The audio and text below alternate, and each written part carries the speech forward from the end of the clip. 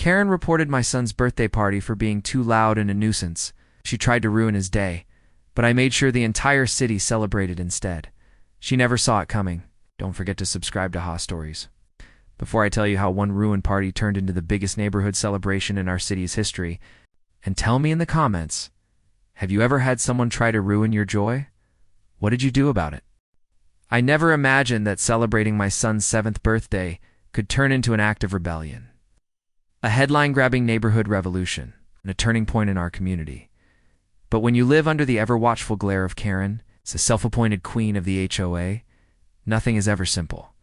My son Elijah is a sweet, shy kid who had been through more in his short life than many adults face in decades. He spent the better part of the previous year in and out of the hospital battling leukemia.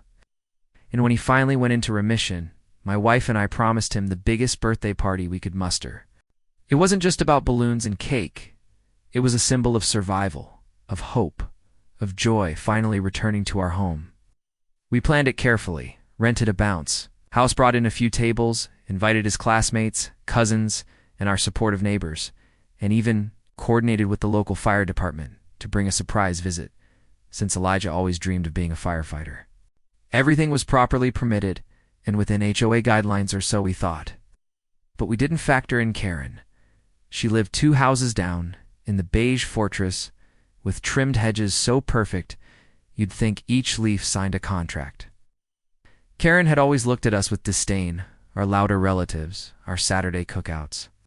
My wife's bright yard flowers, but this time, she decided to make an example of us.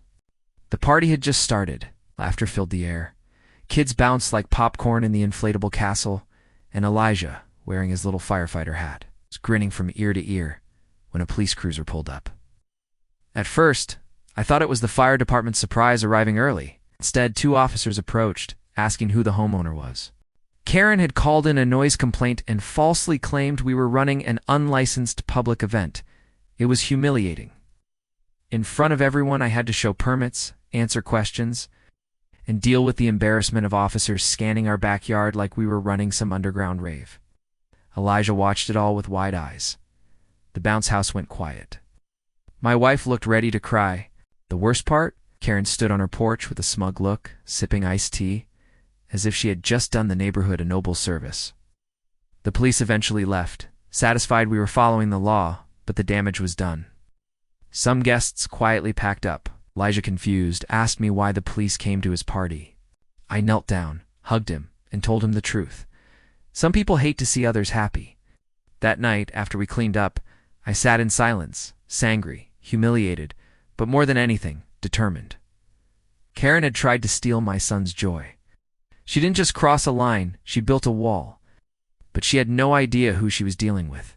I wasn't just a dad, I was a community volunteer, a local youth coach, and more importantly, I had friends in places she couldn't reach. And that's when the idea came to me not just to fight back, but to turn her petty cruelty into a citywide celebration. I called in every favor I had. My best friend Jerome worked in the mayor's outreach office, told him what happened. He was furious he knew about Elijah's fight with cancer and couldn't he believe someone would stoop so low. Let's do something big, he said. I proposed it right then. A community block party, one Karen couldn't stop, couldn't touch, and couldn't twist.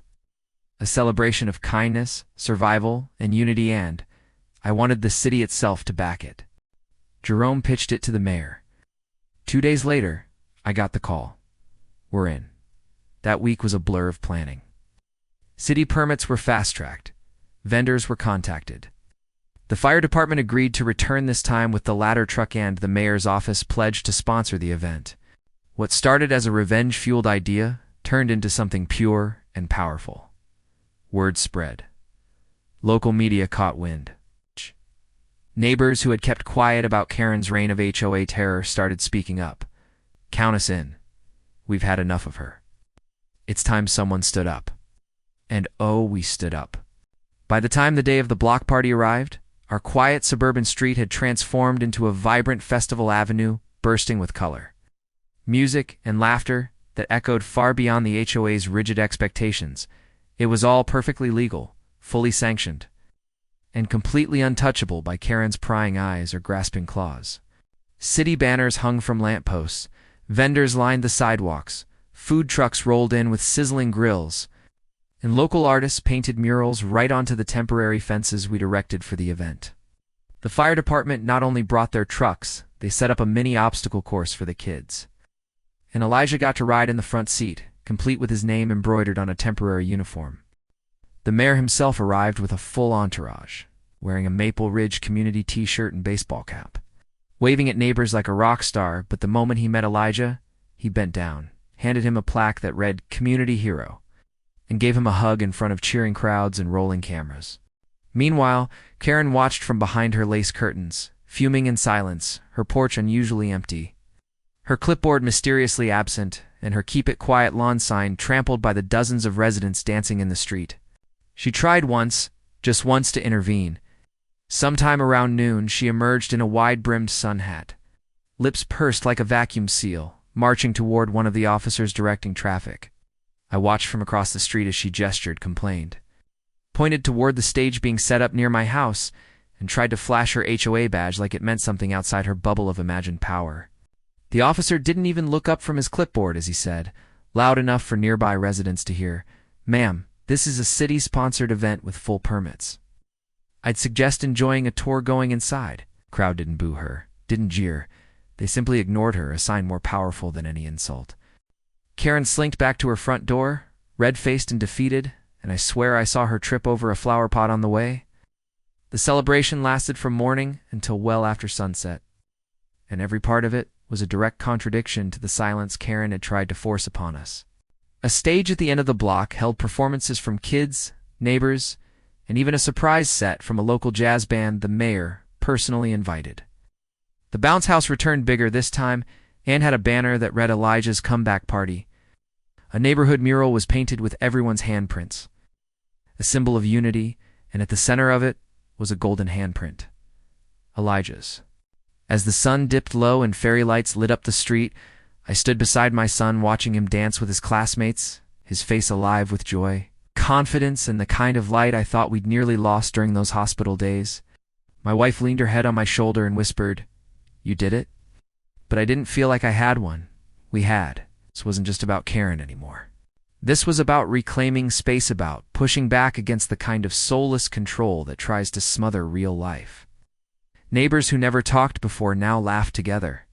People who had once feared speaking out now shared stories about how Karen fined them for kids' toys on lawns, for having too many guests, for leaving garbage cans out a few minutes too long. And in that moment, I knew her time was over. It's not because we yelled louder, but because we loved louder. The fallout came quietly. Within a month, Karen was removed from her HOA board position after a special vote where almost every household showed up. Complaints were re-reviewed. Her rule changes reversed. The new president of the HOA, a retired schoolteacher named Mrs. Douglas, gentle, kind, and fair. Karen didn't stay long after that. Her house went up for sale, and the day she left, no one waved goodbye. Meanwhile, the mayor invited Elijah to be the honorary grand marshal in the city's fall parade. My wife and I were speechless. Our son, the kid who had spent birthdays in hospital beds now, led floats through downtown as confetti rained down around him. And in the crowd, I spotted neighbors from every part of our street. They cheered, not just for Elijah, but for what he represented, joy that refused to be silenced. And when people ask me what finally stopped Karen's grip over our neighborhood, I tell them the truth. It wasn't lawsuits, fines, or protests. It was balloons, bounce houses, and a brave little boy in a fireman's hat who reminded an entire city that the best way to beat bitterness is to celebrate louder than it can complain. Karen reported my son's birthday party, so I threw a block party sponsored by the mayor. And in doing so, I gave my son and my entire community a memory that no amount of pettiness could ever erase.